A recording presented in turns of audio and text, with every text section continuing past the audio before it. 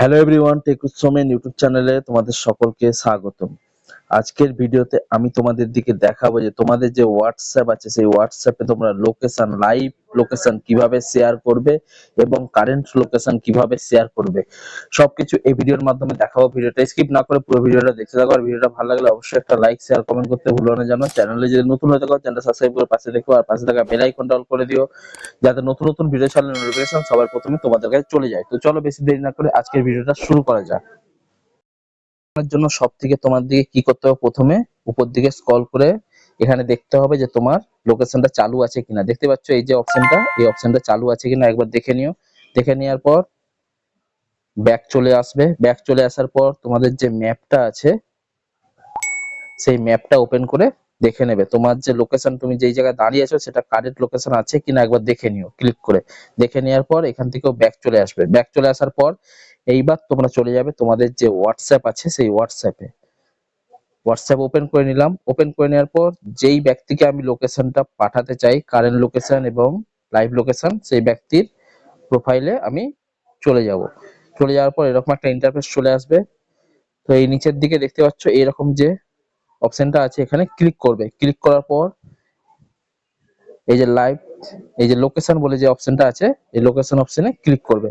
Click করার পর এখানে দুটো অপশন চলে এসেছে দেখতে পাচ্ছ, একটা শেয়ারিং লাইভ লোকেশন, একটা সেন্ড ইওর কারেন্ট লোকেশন। তো আমি শেয়ারিং লাইভ লোকেশনটা প্রথমে শেয়ার করছি।